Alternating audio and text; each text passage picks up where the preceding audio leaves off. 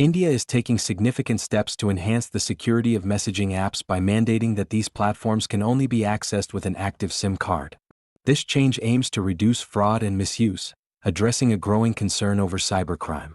On December 2, 2025, India's Department of Telecommunications announced new regulations requiring messaging services like WhatsApp, Telegram, and Signal to ensure their users are linked to a verified mobile number. This directive aims to close vulnerabilities that cybercriminals exploit for scams and phishing attacks. The government has given these apps 90 days to comply with the new rules, which include periodic session logouts to enhance security. Next, we'll explore how these measures could impact users and the broader implications for online safety in India. If you find this update helpful, please like, share, and subscribe to InfoSec Now for the latest cybersecurity news. Your support really helps us continue building useful content for cybersecurity professionals. If you found this update helpful, please like, share, and subscribe to InfoSec Now for the latest cybersecurity news. Your support really helps us continue building useful content for cybersecurity professionals. Timeline of the directive, key developments.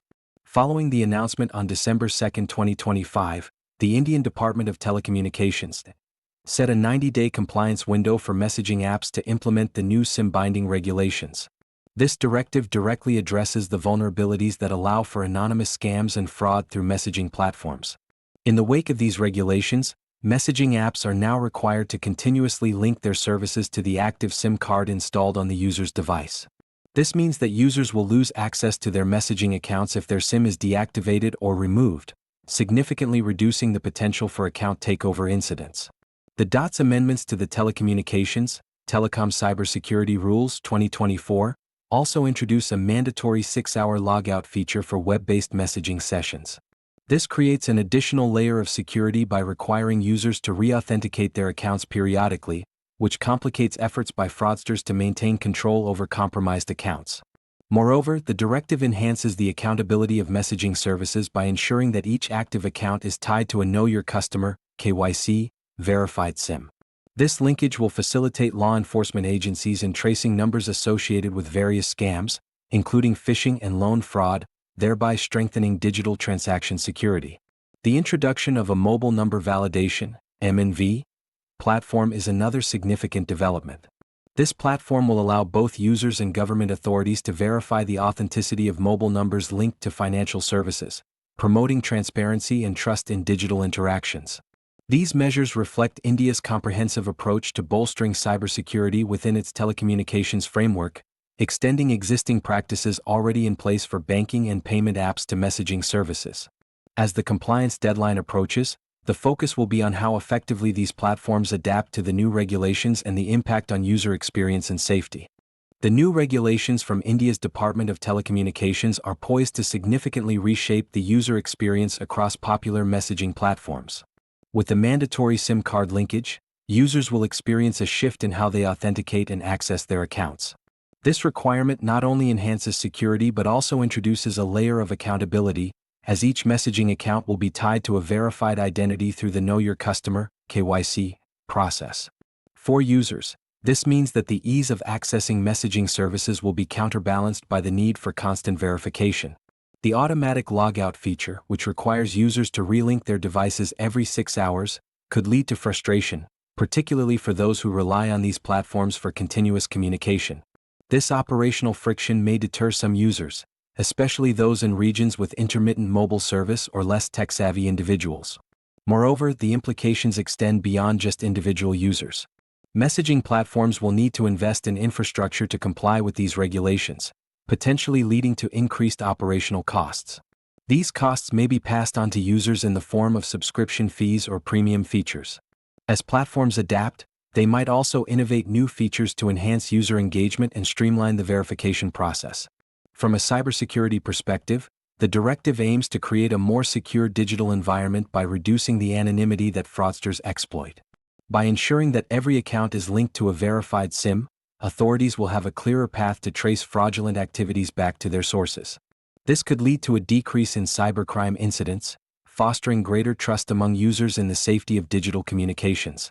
However, the implications of these regulations also raise questions about privacy and data security. Users may feel uneasy about their personal information being tied to their mobile numbers, especially in an era where data breaches are increasingly common. Balancing security and user privacy will be a critical challenge for both regulators and messaging platforms moving forward.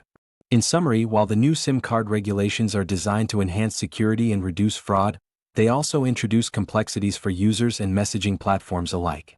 The coming months will reveal how effectively these changes can be implemented and how they will ultimately affect user behavior and the landscape of digital communication in India. As India implements these new regulations, the focus will shift to monitoring their effectiveness and the response from both users and messaging platforms. The Department of Telecommunications plans to conduct regular assessments of the compliance rates among the affected messaging apps, ensuring they adhere to the new SIM binding requirements. This oversight will be crucial in identifying any potential loopholes that could be exploited by cybercriminals. Additionally, the introduction of the Mobile Number Validation (MNV) platform marks a significant step toward enhancing the security infrastructure surrounding digital services. This platform will allow for real-time verification of mobile numbers, creating a more robust framework for identifying fraudulent activities. The success of this initiative will largely depend on the collaboration between telecom providers, app developers, and regulatory authorities. User education will also be a vital component of this regulatory shift. As the government rolls out these changes, it will be important to inform users about the implications of the new rules and how to protect their accounts from potential threats. This could include guidance on maintaining secure devices and recognizing phishing attempts. Moreover, the impact on user behavior is another area to watch closely. With increased friction in accessing messaging services due to periodic reauthentication, users may exhibit varying levels of compliance and adaptation. It will be interesting to see if this leads to a shift in the way individuals utilize these platforms, especially for sensitive communications. In the broader context of cybersecurity, these measures could set a precedent for other countries grappling with similar issues of digital fraud and misuse. As India takes these bold steps, it may inspire global discussions on best practices in regulating digital communication and enhancing user safety. Overall, the next steps following the implementation of these regulations will involve a multifaceted approach, balancing compliance, user education, and ongoing monitoring to ensure that the objectives of reducing cybercrime and enhancing security are effectively met. If you found this update helpful, please like, share, and subscribe to InfoSec Now for the latest cybersecurity news. Your support really helps us continue building useful content for cybersecurity professionals.